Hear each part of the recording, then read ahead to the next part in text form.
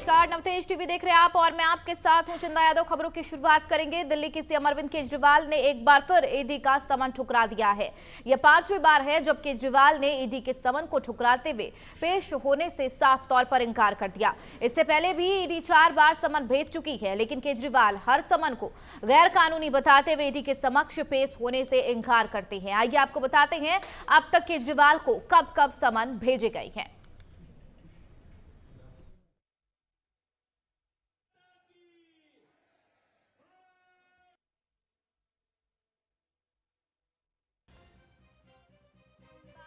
समन केजरीवाल को 2 नवंबर 2023 को भेजा गया था, यानी कि अब तक 5 बार भेजा जा चुका है। दूसरे समन की बात कर ले तो 21 दिसंबर 2023 को दूसरा समन, वहीं तीसरे समन की बात कर ले तो 3 जनवरी 2024 को तीसरा समन केजरीवाल को ईडी की तरफ से भेजा गया। चौथा समन 18 जनवरी 2024। वहीं इसके अलावा 5वें समन की बात कर ले तो 1 फरवरी 2024 को केजरीवाल को समन भेजा गया है, लेकिन अब तक केजरीवाल एक बार भी पेश नहीं हुए हैं ईडी के समक्ष और बार बार वो कहते हुए आए हैं कि ईडी का ये जो समन है वो सीधे तौर पर गैर कानूनी है।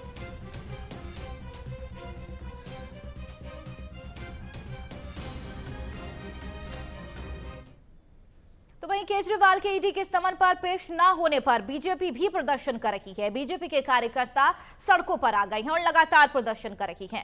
वहीं आम आदमी पार्टी भी इस वक्त आक्रोश में है। चंडीगढ़ में मेयर मामले को लेकर आम आदमी पार्टी बीजेपी को लगातार घेर रही है। आम आदमी पार्टी का कहना है कि बीजेपी लोकतंत्र को खत्म करने में जुटी है, जिसके लिए वो चुनाव में गड़बड़ी कर रही है, जैसा कि चंडीगढ़ के मेयर चुनाव में किया।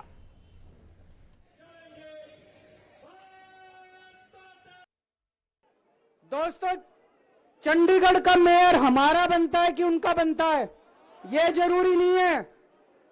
कोई जरूरी नहीं है। हम यहाँ पे कोई सत्ता के लिए नहीं आए।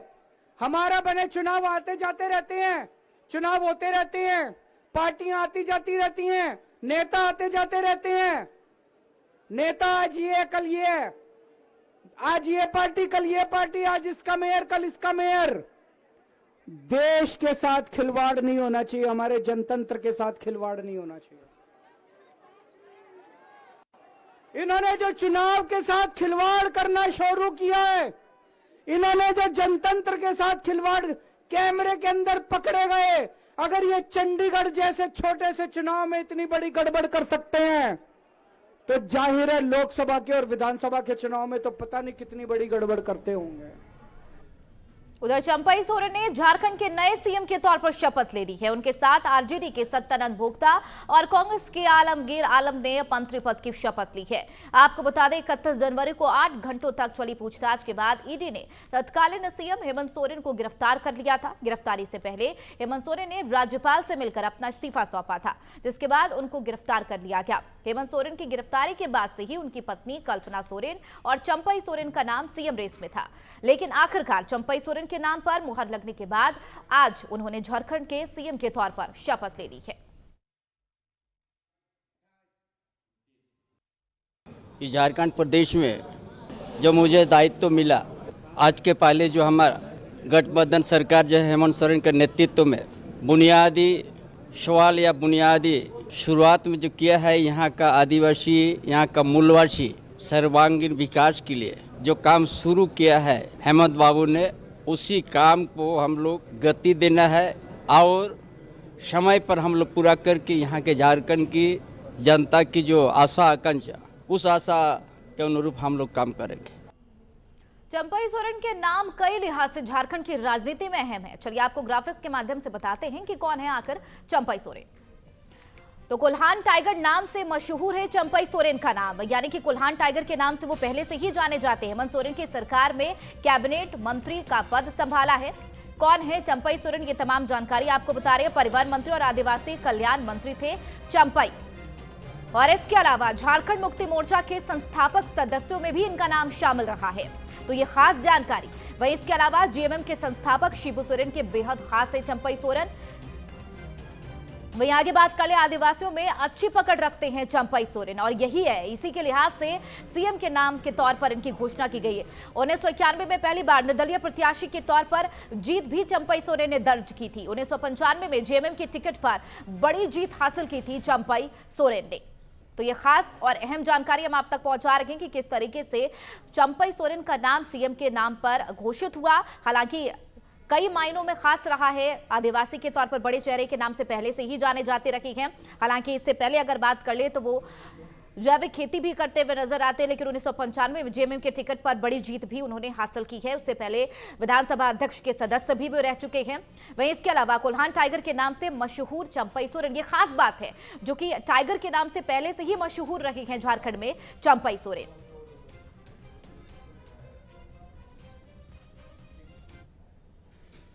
राजस्थान कांग्रेस के पीसीसी चीफ गोविंद सिंह डोटासरा और बीजेपी नेता गोविंद सिंह के बीच इस वक्त बड़ी बहस छिड़ गई है। बहस भी ट्विटर पर चल रही है। दोनों नेताओं का एक्स पर पोस्ट वॉर ऐसा छिड़ा हुआ है जिसका कोई अंत नजर ही नहीं आ रहा। डोटासरा के बयान पर पलटवार करते हुए बीजेपी नेता राजेंद्र राठौड़ ने पेपर लीक और 4 RAS बनने पर तंज कसा है, जिसके बाद दोनों ओर से ट्विटर वॉर की जंग शुरू हो गई। आलम यह रहा कि इस जंग में शेयरिंग को लेकर एक दूसरे पर हमले के लिए अहम हथियार भी बनाया गया है।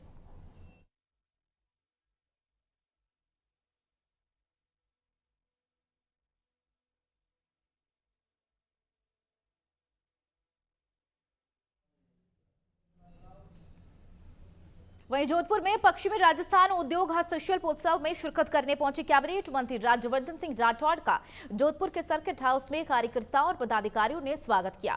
इस दौरान पत्रकारों से बातचीत करते हुए राज्यवर्धन सिंह राठौड़ ने कहा कि राजस्थान में इन्वेस्टर को लेकर काम कर रही है। अब राजस्थान में वीआईपी इन्वेस्टर होगा। सरकार उद्योगों को सहूलियत देने का काम करेगी। हमारा लक्ष्य उद्योगों को बेसिक जरूरत को पूरा करना, 2047 तक विकसित भारत बनाना है। इसके साथ उन्होंने पूर्ववर्ती कांग्रेस सरकार पर भी जमकर हमला बोला। अभी विधानसभा के अंदर मेरा बिल्कुल स्पष्ट जवाब था।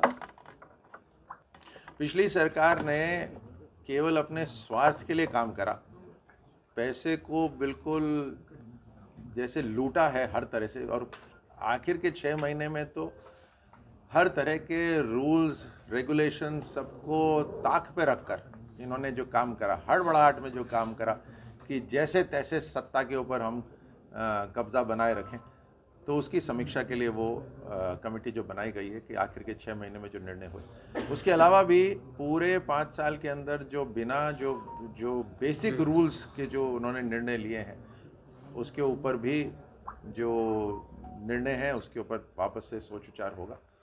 अभी ग्रामीण ओलंपिक खेल और शहरी ओलंपिक खेल ने आपको क्या दिया? 200 करोड़ रुपए खर्च हुए, जो एक खेल मंत्रालय के बजट का 4 गुना है, लेकिन टी शर्ट मिली। चाहिए आपको? टैलेंट हंट हुई भाई, युवाओं में कराए तो मैं मान लेता हूं कि चलो टैलेंट हंट हो गया। आपने कुछ ऐसे लोग चुन लिए जिनको आप आगे तैयार करना चाहते हैं, वो भी नहीं हुआ। उससे ऐसा कोई सर्टिफिकेट भी नहीं मिला जिससे कि। वहीं सोनभद्र के रॉबर्ट्सगंज जिला मुख्यालय पर महिला कांग्रेस कार्यकर्ताओं ने मुख्यमंत्री सामूहिक विवाह योजना में हुए भ्रष्टाचार के मामले को लेकर प्रदर्शन किया और योगी सरकार के खिलाफ जमकर नारेबाजी की। कांग्रेस कार्यकर्ताओं का कहना है कि मुख्यमंत्री सामूहिक विवाह में विवाहित जोड़ों को नकली पायल, झुमका और बिछिया के साथ अधूरे सामान मिले और जोड़ों को नगद राशि भी नहीं मिली। इसे को लेकर उन्होंने सीडीओ को ज्ञापन सौंपा और निष्पक्ष जांच कर कार्रवाई की मांग की है और समाज कल्याण अधिकारी को बर्खास्त करने की भी मांग की गई।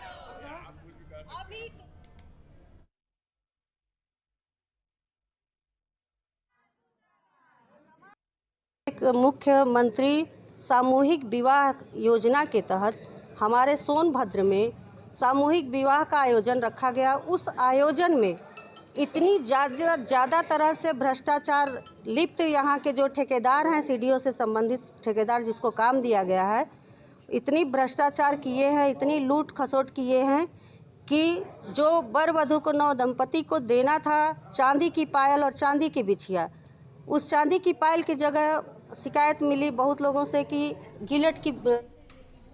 दिल्ली के आरकेपुरम स्थित डीपीएस स्कूल में सुबह बम की सूचना मिलने से सनसनी फैल गई। सुबह 9 बजे स्कूल के मेल पर 2 बम होने की सूचना मिली, जिसके बाद स्कूल प्रशासन ने तुरंत पुलिस को इन्फॉर्म करके मामले की सूचना दी। मौके पर पहुंचे पुलिस ने तुरंत स्कूल को खाली करवा दिया और बम स्क्वाड की सहायता से स्कूल में तलाशी अभियान चलाया, लेकिन कुछ नहीं मिला। वहीं पुलिस की टीम मेल करने वाले का IP एड्रेस ट्रैक कर उसकी तलाश में जुटी है।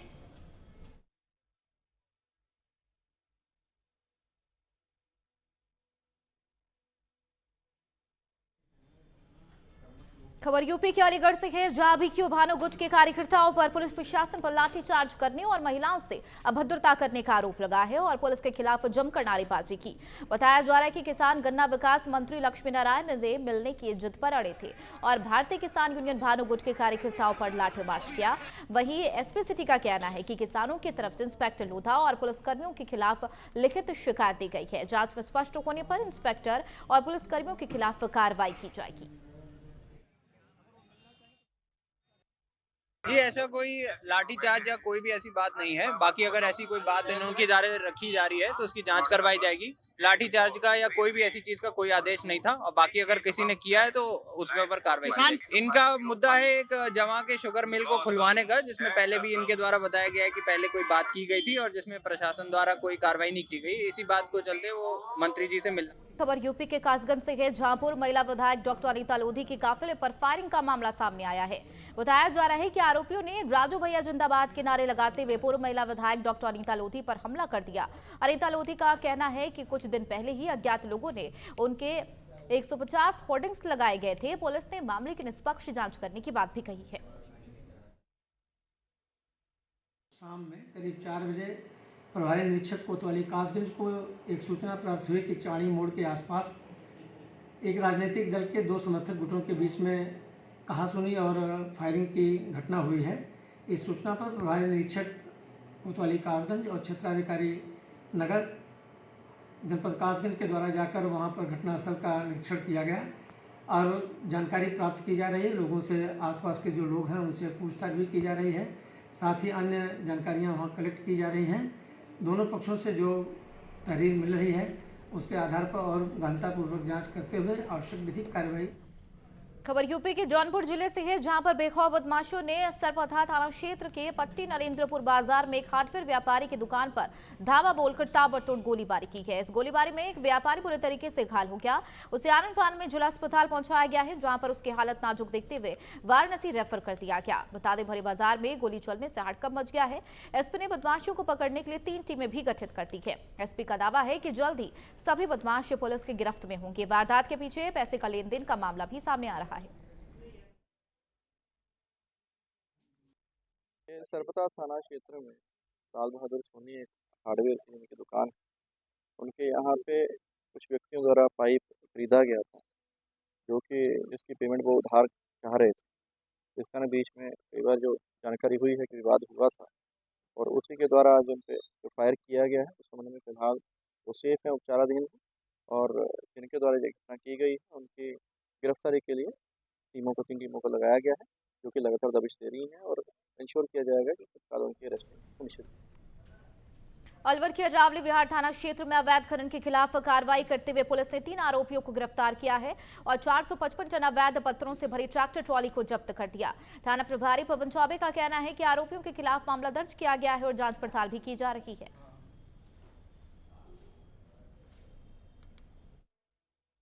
कल सूचना मिली अलवर जयपुर रोड पर 3 ट्रैक्टर तेजा पत्थर लेके जा रहे हैं, जिनको टीम ने द्वारा चेक किया गया तो उनके पास कोई रवाना नहीं पाया गया, जिस पर तीनों को थाना मुकदमा दर्ज करके और अनुसंधान किया जा रहा है। कहाँ से लाए थे, कहाँ ले जा रहे, इस पर तफ्तीश की जा रही है। राजस्थान सरकार के शिक्षा एवं पंचायती राज मंत्री मदन दिलावर जोधपुर पहुंचे और मीडिया से बातचीत करते हुए कहा कि 15 फरवरी से सभी स्कूलों में सूर्य नमस्कार अनिवार्य रूप से लागू किया जा रहा है। शिक्षा विभाग में सभी डेपुटेशन को निरस्त कर दिया गया है। स्कूलों में शिक्षकों की 20 से 25% की जो कमी है, उन्होंने कहा कि शिक्षकों की कमी से किसी भी स्कूली बच्चे की पढ़ाई प्रभावित नहीं होगी।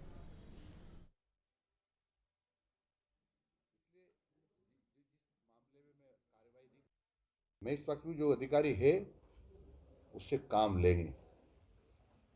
माननीय प्रधानमंत्री जी अपने ऑफिस से कभी ट्रांसफर नहीं किया, कांग्रेस राज का सब काम कर रहे दौड़ के।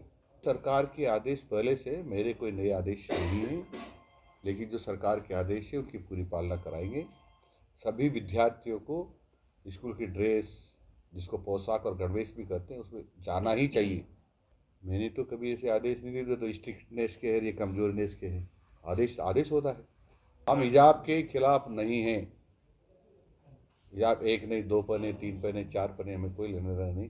कोई लुगड़ा पहने, कोई साड़ी पहने, कुछ भी पहने, हम तो इस बात के जो सरकार के नियम बने हुए हैं कि विद्यार्थियों को अपनी गणवेश में या ड्रेस में ही जाना चाहिए। चूरू के बिदासर में एसडीएम अनिता ने राजकीय टाटिया सामुदायिक स्वास्थ्य केंद्र का निरीक्षण किया है और इस दौरान एसडीएम ने अस्पताल में एक्सरे, ओपीडी जांच और लेबर रूम, भर्ती वार्ड, दवा वितरण स्टोर में व्यवस्थाओं का जायजा लिया और इसके साथ ही अस्पताल में मरीजों से इलाज के बारे में भी जानकारी दी। एसडीएम ने बताया कि निरीक्षण के दौरान अस्पतालों में पीने के पानी और साफ सफाई व्यवस्था दुरुस्त रखने के निर्देश दिए गए। गर्भवती महिलाओं का विशेष ध्यान रखने को कहा गया है। इसके साथ ही एसडीएम ने तहसील कार्यालय और उपखंड कार्यालय का भी निरीक्षण कर व्यवस्थाओं की जानकारी दी।